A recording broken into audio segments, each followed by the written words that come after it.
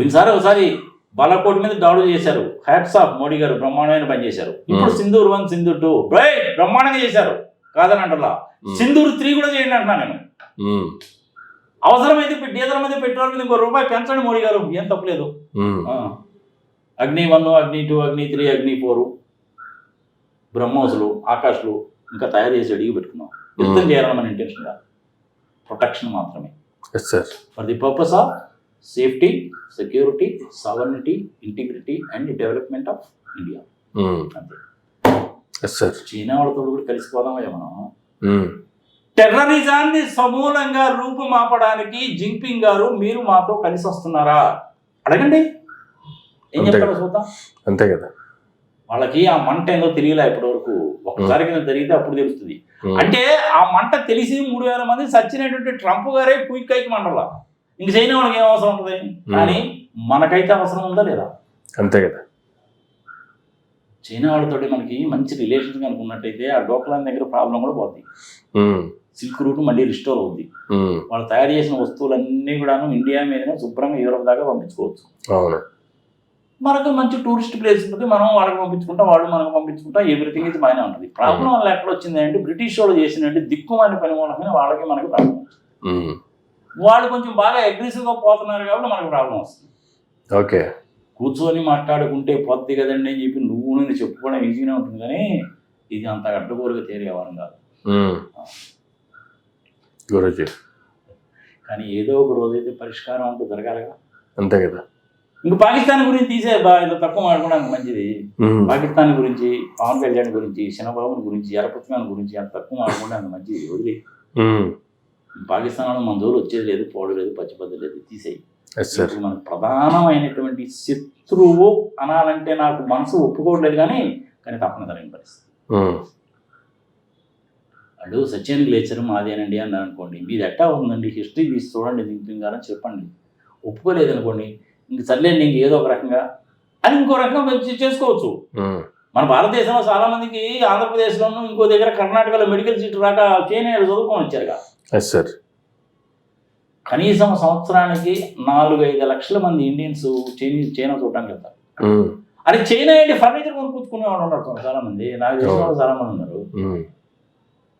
మరి అట్లా అన్నప్పుడు ఆ రిలేషన్ మెయింటైన్ చేస్తే పోద్దిగా. ఆర్థిక పరంగా, వాణిజ్య పరంగా 2 దేశాలు కానీ కలిస్తే ఇంకా ఒక రకంగా కానీ చెప్పాలంటే సోవియట్ రష్యా, చైనా, ఇండియా ఈ 3 కానీ కలిసినాయి అంటే ఇంకా ట్రంప్ గారు కాదు, గింపు గారు గారు అందరినీ తీసారా బయట కూర్చోబెట్టమే. ఒక్కసారి నీ ద్వారా నేను మోడీ గారిని అడుగుతున్నాను, మీరు కన్విన్స్ చేయండి. 1-2 సార్లు అడగండి, ఒక రోజు కాదు ఒక రోజైనా మారరా. అటు పుతిన్ గారి చేత కూడా మాట చెప్పించండి. మీ ఇద్దరు కలిసే చైనా వెళ్ళండి.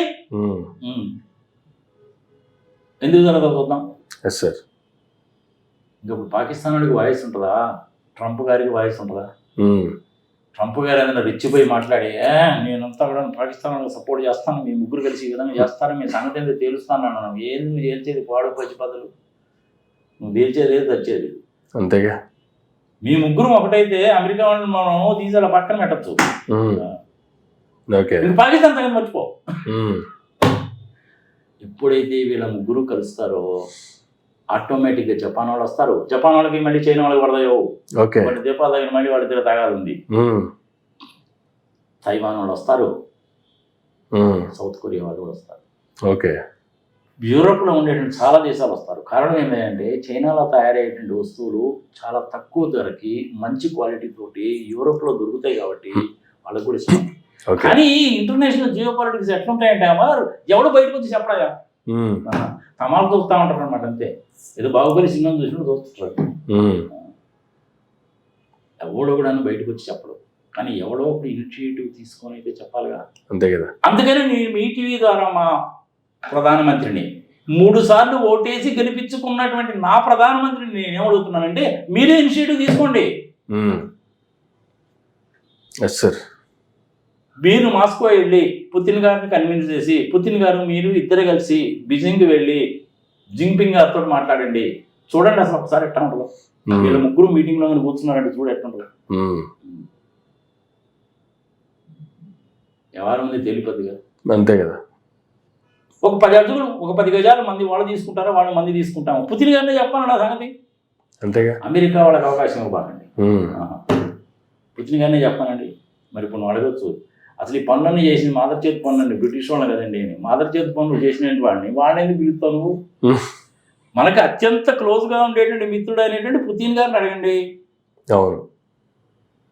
నితిన్ యాహూని అడగండి, మీ ముగ్గురు కలిసి చైనా వెళ్ళండి, అన్ని ప్రాబ్లమ్స్ సాల్వ్ అవుతాయి. ఇది నా ఉద్దేశం, నా మనసులో ఉన్న మాట చెప్తున్నా. చైనా వాళ్ళతోటి మాట్లాడాలి అంటే చైనాను గురించి బాగా తెలిసిన వ్యక్తి సుబ్రహ్మణ్య స్వామి గారు. మీకున్న ఆయనకి తగాదులు ఉంటే ఉండొచ్చాము, అది డొమెస్టికల్గా మనం చూసుకున్నాం. కానీ మీరు వెళ్ళేటప్పుడు ఆయన కూడా తీసుకెళ్ళండి. ఓకే, వ్యవహారాలు చక్కగా మాట్లాడు. లాంగ్వేజ్ కూడా ప్రాబ్లం ఉండదు. ఆయన చైనా లాంగ్వేజ్ వచ్చాయా బాబు? చైనా లాంగ్వేజ్ ఎట్లా నేర్చుకున్నాడు తెలిసిన ఆయన? అది పెద్ద విచిత్రమైన కాదు, ఎన్నో ప్రజలకు తెలియాలి చెప్తాను. ఆయన హార్వర్డ్లో ఎకనామిక్స్లో PhD చేస్తున్నప్పుడు, ఇప్పుడు ఆయనకు భార్య అనేటువంటి ఆమె కూడా చదువుకుంటుంది అక్కడ. ఈయన సుబ్రహ్మణ్య స్వామి అదే పనిగా వైపు చూడటము, కన్ను కొట్టడం, ఈ నవ్వడం చేస్తున్నాడు.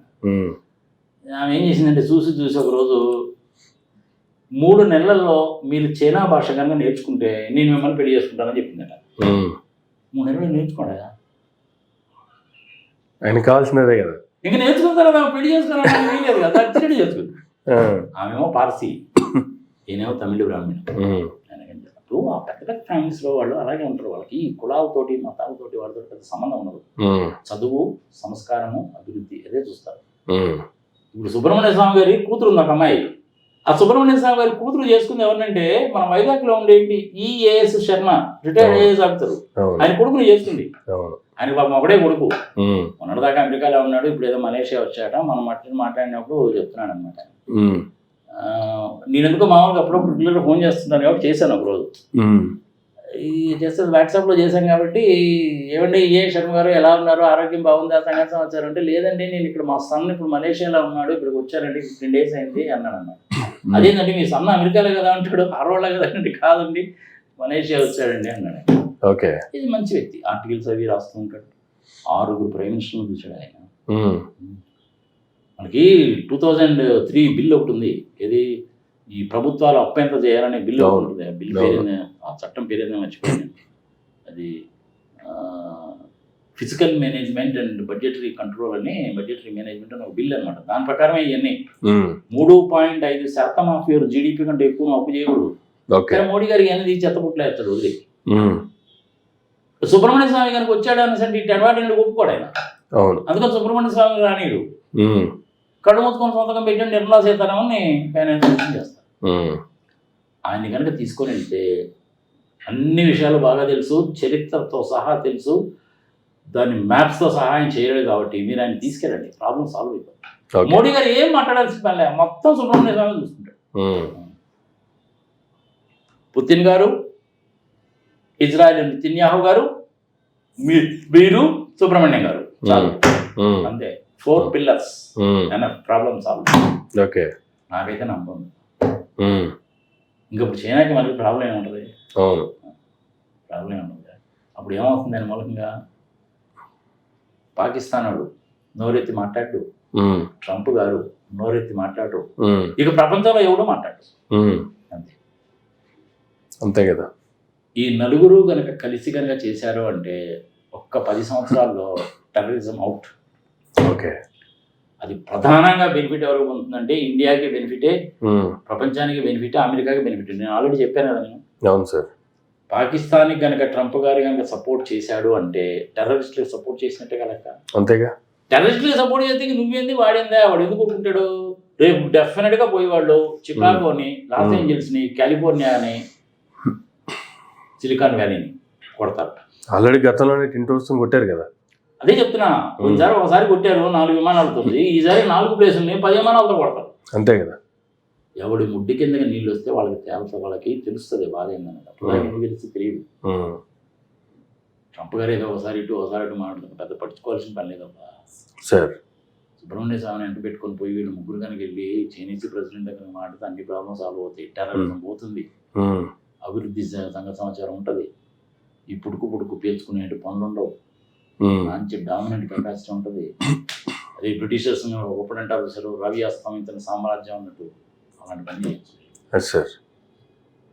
చూద్దాం అది జరుగుతున్నాం. నా కోరిక అయితే అది. Hope so best. Let us hope the best. Yes sir. నమస్తే బాస్. ఇవాళ మటుకు నువ్వు నా చేత చాలా విషయాలు చెప్పించావు. Thank you sir. Thank you very much అండి.